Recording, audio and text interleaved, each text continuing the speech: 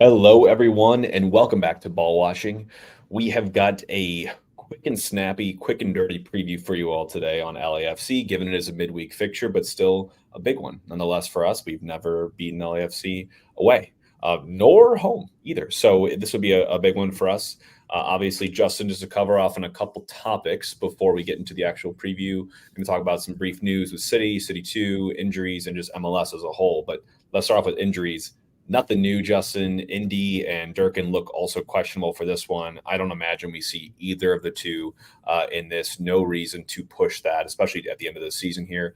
But positive update, Justin, on the Nilsson side, which we did see him. We talked about in the show, make a quick kind of cameo in the last match. And then we got some background on what he thinks might have contributed to his rehabilitation and hopefully gives him a better outlook long term. And that's the connection between wisdom teeth removal and the posterior chain or the nervous system. There is a connection somehow. It's maybe a wise tale that's in sports right now, but it is something that players believe in, and he is fully bought in and hoping this is the remedy.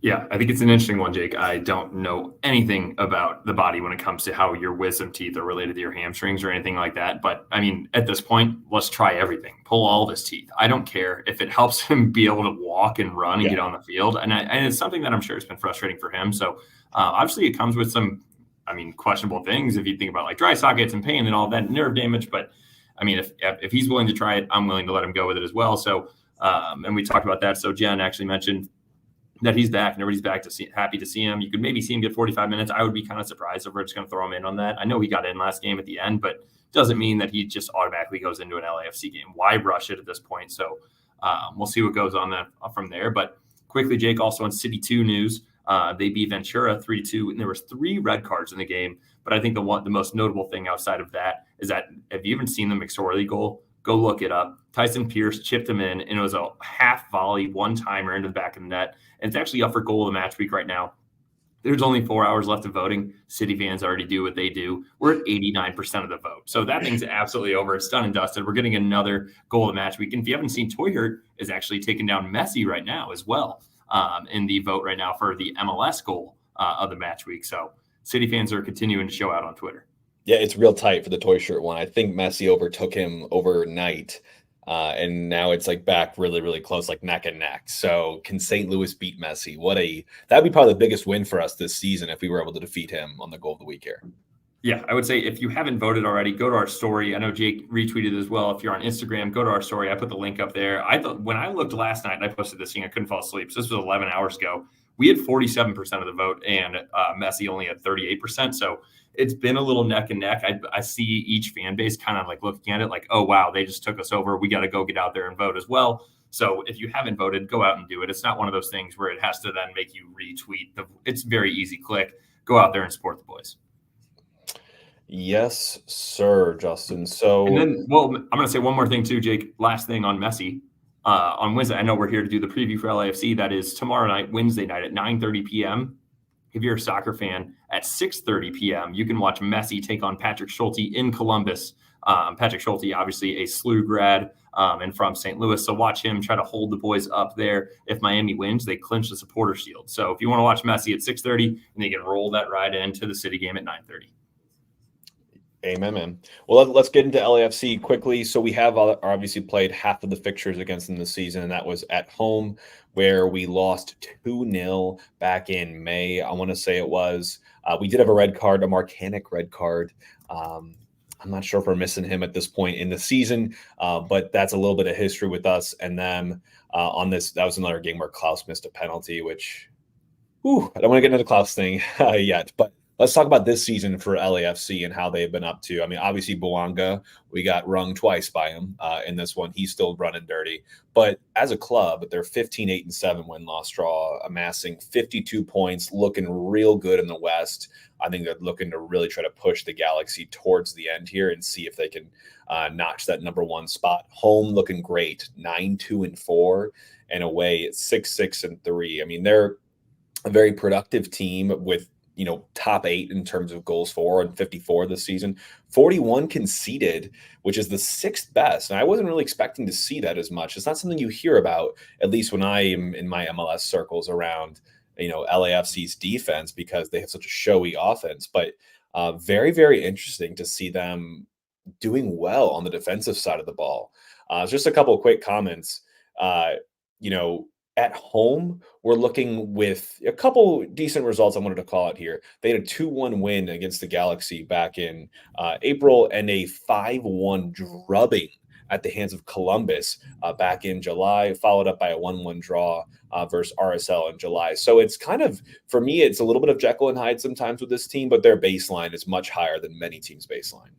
Yeah, and I'll say on that, Jake, the reason that I wanted to add those in is that I would say they're one of the teams. I mean, when you look at it, the 9-2-4 home record's impressive, but a lot of the teams that they have played in the higher in the conference, they have struggled against. And I think it's one of those things where they come in and they kind of play at the level of their opponent. And so even when they're kind of playing up against these higher teams, they're scoring goals, except for the Columbus game, but they're also letting in a lot, which is an impressive thing to see, and kind of a hopeful outlook for us, because when you look at their guys and their key players to watch, number 1, Dennis Bouanga, Dennis, however you want to say it, number 99 up top, 29-year-old left-footed DP from France, 18 goals and 10 assists, starting 27 of his 29 games played so far this season. He leads the MLS in shots on target with 137 and 54 respectively, and he's also second in XG, just behind Benteke by like less than a half of a point. So this is something at a guy up top with the speed, the pace, the finishing ability. It's just tough to contain him. He has got, I think, a player that every single team would want. He's just incredible, so dynamic. Can be a part of the team and can also just make magic out of nothing individually. But not even behind him, but actually behind him on the field, but supporting him in kind of his cast is Mateusz Bogusz, number 19 for LAFC. He's a 23-year-old, rising Polish midfielder. He's carrying 14 goals and 6 assists this season from the midfield position. It's the second season with LAFC and putting up some nice production. So you love to see that from the midfield position. And they just brought on Olivier Giroud. I mean, the guy's a legend in the game. Now 38. He's not on the young side anymore, but he can still do it. He's been doing it for a while now, past his 30s, and whether that was for Arsenal, for Chelsea, for AC Milan, he has been able to do it despite his age. And I think just how selfless that he plays. He's only got 1 assist in 3 full 90s for the MLS regular season so far, but he did get off the board and score in the Open Cup on their way to defeating Sporting Kansas, and in the League's Cup final as well. So he's a guy that you bring in to be a difference maker. He's got so much experience. He's got so much leadership ability. He's been there, done that across the Champions League and all of Europe. So look out for Olivier Giroud up top. And that's why they brought him in, Jake. It's not just for the regular season, but it's actually to win trophies, not just the regular season trophy, but Champions Cup, Leagues Cup, Open Cup. So the guy's already doing it at the highest level in those finals. Yes, he's off to a little bit of a slow start in the regular season, but I promise you, come playoff time, it'll be coming around for him. And 2 honorable mentions I want to say. Hugo Lloris, average season, obviously a French national team member for a long time with Olivier Giroud. He's got 38 goals against and 29 full 90s on the season. It's not awful. I would say it's probably like around 10 when I was trying to find some cool stats about him. He's like 10th best goalie right now in the MLS, so nothing impressive there, but I was shocked to see that Kai Kamara is 40 years old, Jake. And so he's in his 18th season of the MLS. 18 entire seasons. What were you doing 18 years ago? We were 11, 12. And at that point, we were looking forward to the 6th grade. That's when he made his jump into the MLS. He's got 3 goals and 4 assists and just 10 full 90s. So he's still producing for this team.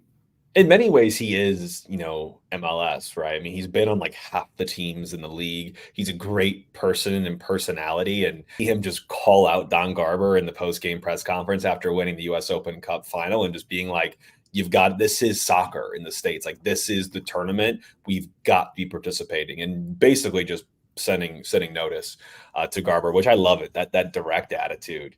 But Justin, let's get into who we think is going to feature for us against LAFC, given some of our thoughts, and talk about the matchup itself here. So we'll get into our Hoffman Brothers starting 11. Hoffman Brothers, the presenting sponsor for ball watching in 2024 here. Season's drawing to an end, but not the season of home owning. This is one of the most important ones that you all know about as we get to those colder temperatures.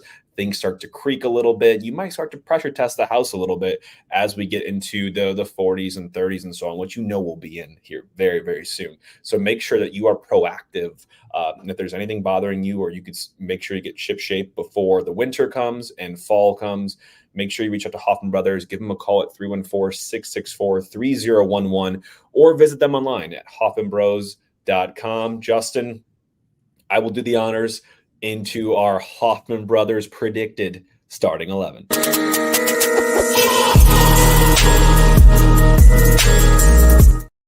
I clicked the button. You lead us off here, Justin. How are you feeling about this 11 heading into LAFC? I'm going to go ahead and say that I'm cautiously optimistic because I do, like we've talked about it already. I think this is one, we've got a couple injuries, but I do think that this is a time period where we can start to play around with the lineups a little bit, but not too much, Jake, because I don't think you just want to throw everybody out there and say, go have fun. We're trying to work towards the next season. So I can kind of see what you have in here. I don't know if we're going to be switching it up that much, but we can go ahead and talk about it. I know it's a midweek game, so you don't want to try to push these guys, but I'm still going Berkey in that. I'm not going. I know you have Lunt on this, so maybe let's just stop right there. Why do you think Lunt? In the press conference, they did mention that they're going to get Lunt into some of the matches this season. There's 3 games left. You're going away. I think if I'm Berkey, I would love to play against the Stars under the lights in LA for sure. But would I rather be fresh to come back home on Saturday and play Houston here? I think that's kind of where I'm at there. I absolutely think Lunt is starting the final game of the season for sure. It's just a matter of does he get in here? I personally would much rather see Berkey. I could just see them doing Lunt here. But yeah, I did go heavy into the changes. And it's not because I want to just throw this game away, but I want to see some of our younger or more inexperienced or less minutes players get a chance with a mix of experienced players as well. So what I actually would roll out here is I'd switch out Horn for Jay Reed, give him a full 90 here. I would actually keep Hebert and Kessler. And my reason for that is, again, you haven't seen too much of this pairing yet. I mean, Kessler obviously was out for a game or two there with concussion protocol. And Hebert, missed a good chunk of time with the Canadian men's national team. You're going to need your defensive pieces in place here to nullify the threat that LAFC is going to bring us. So I actually would keep the center backs in place there from last match. And then I would switch out Totland for Nerwinski and give Totland the go here at home on Saturday.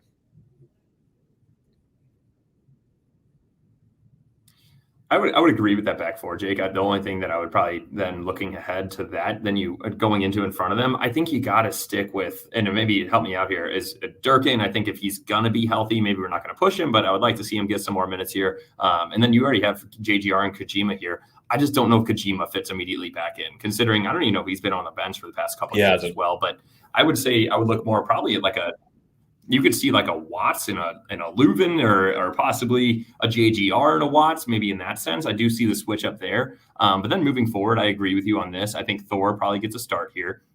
Then you have Hartel, Alm, and Betcher.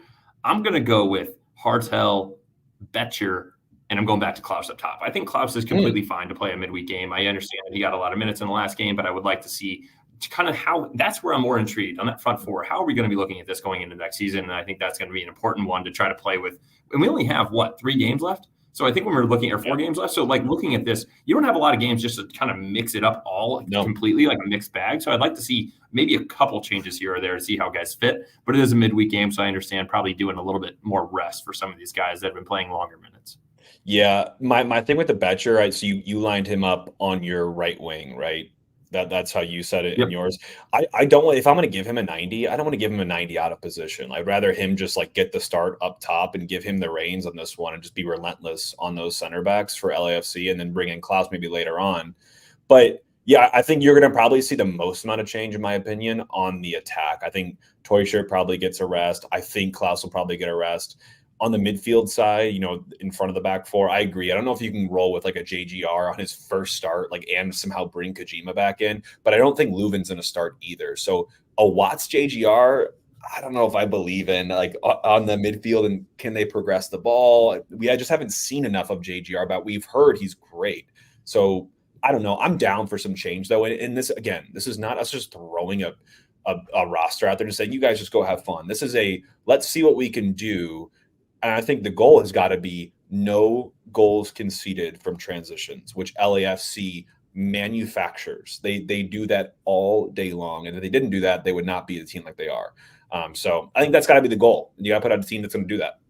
Yeah, I think it's going to be almost impossible, especially for switching up lineups so much to be able to stop Denny Bouanga and team on the transition. The one thing I will say on the Betcher stuff, again, I feel like we keep touching on this, but like, where does he fit going forward? I understand that you don't want to have him out on the wing, but I don't think he's going to be our number one striker up top either. So if he actually wants to fit into a starting lineup, I think they're going to have to kind of toy with the idea of playing him on one of the wings or underneath. Yeah. So I think this is probably the time where we kind of chance that and look at it and see like, hey, I understand you're usually a number one striker, but we kind of have that spot filled right now with Klaus. Can you play a winger position if you want to get starting on this 11? Definitely worth it. Let's take a look and a listen here into a clip that I pulled, Justin, from the pregame press conference as Hack was asked about what they're looking for with LAFC and how they can attempt to nullify them. I mean, you have to take away their ability to be effective in the counterattack. That's the most important piece. You know, we're going to have a really, relative kind of comparison. Sporting played them last Wednesday. I thought Sporting did a really good job and they put themselves in a position to be successful in that game, and hopefully we can do the same thing, steal a little bit of their tactics against them. But, it's not rocket science. You have to defend a team that's extremely dangerous on the counterattack, and so our ability to repress when we lose the ball is going to be at a premium. I think our ability to try to be a team that can still dictate moments of the game with the ball, and be mindful of giving up too many opportunities where we're throwing too many numbers forward. We're going to have to make some adjustments in that regard.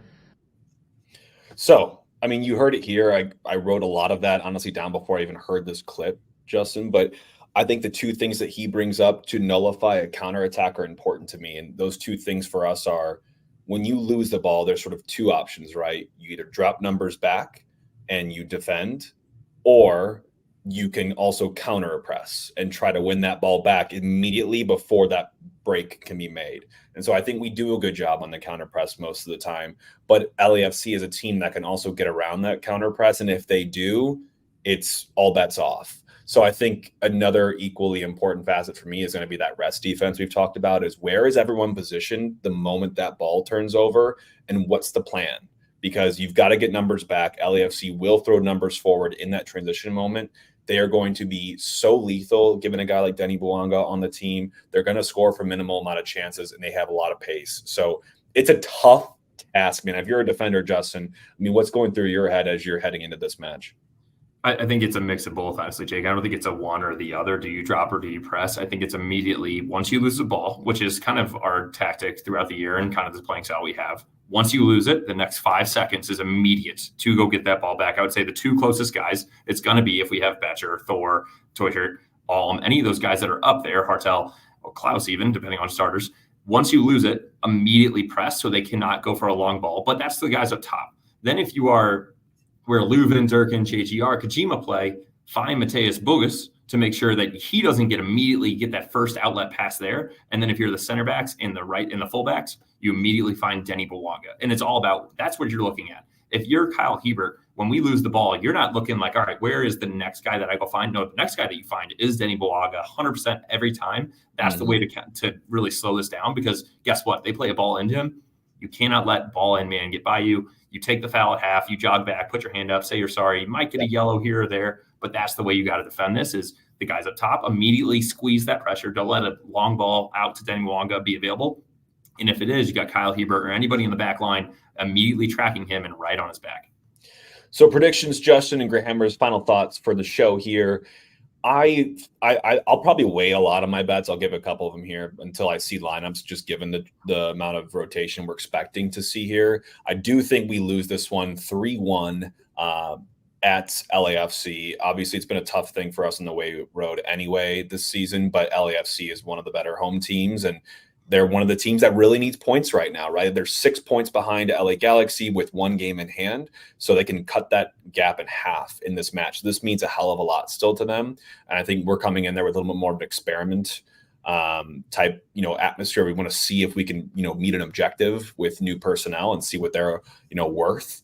So I think with that, we'd lose this one 3-1. And Vegas, I think, is much in agreement with City at a plus 500 right now. LAFC at minus 250, the draw at plus 400, over under 3.5, over at plus 100. So even money there, and under at minus 125. So Justin, give me your prediction and your bets, and I'll finish out with my bets, and we'll be done with the show here.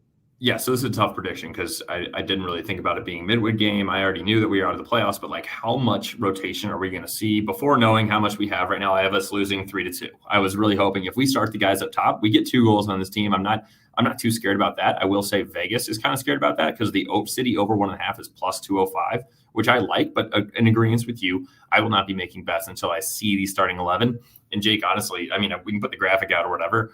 I'll text you, but if we have just a loont and just a hodgepodge of dudes, I'm going like LAFC minus 1.5 because like if I'm just looking to, you got to bet with your head, not your heart, and it's going to be a tough one for us if we're really just doing experimenting. And like you said, these guys are still pushing to get the first overall seed, and that matters a lot when it comes to seeding and who you're playing after that, because then you play the winner of the wildcard game. So this is a game where they are really looking to get these points. They are going to want to absolutely trounce us. And if we're throwing out just a mixed bag of some City 2 guys, backup goalie, things like that, they're going to just be smelling blood in the water. Yeah, I agree. This game could go a lot of different directions. I think the starting 11 and the rosters are going to, make a huge impact on where we go on our bets. I was kind of thinking maybe a first half over or both teams plus the over 3.5. We'll see. It's going to be tough to make a call here when it comes down to it, but I'm looking forward to the matchup. I think there's a lot you can learn. It's not about the result. I think in this one, for me, it's about the performance. A result would be great, obviously, but I want to see guys get meaningful minutes against one of the best teams in the league for this season, probably a contender for the tournament if you're looking at MLS Cup right now. So they just beat FC Cincinnati. Obviously, they're a contender. So it'll be really interesting. I think we'll learn a lot in this game, and I hope the team approaches that way and just with a no-fear mindset. Like, why? You have nothing to lose here. You're gone already. Go play a game of your life and see what you can do against a top team. Yeah, and not only them being a top team, but it's LA. Like Edu mentioned it, when they go to LA, it's like, oh, I'm in Los Angeles. Like, these guys are looking to have fun under the lights in LA against a team owned by Will Ferrell. A bunch of celebrities are going to be there. I really hope, Jake, that we only send out like a 3 or tops 4 kind of rotational guys, and we actually try to win this thing as well. Because guess what? If we're hanging in there and say it's tied, we're only down 1 in the 60th minute, bring on Klaus, bring on Hartel, bring on Toy Shirt, and let's just see what we can do. I love it. Love it. Well, there you have it, folks. That is the preview we have for LAFC. We'll be back with a recap after that match, probably coupled with a little bit of a preview for Houston at home here before we have a 2-week break before the final match of the season against Minnesota. So hopefully you all enjoyed the show. If you are, make sure you show us some love on YouTube with like and subscribe, or on podcast platforms with a rating or review. We appreciate you, and we'll talk to you all soon. In the meantime, enjoy this match at LAFC, and we'll talk to you after. All for City.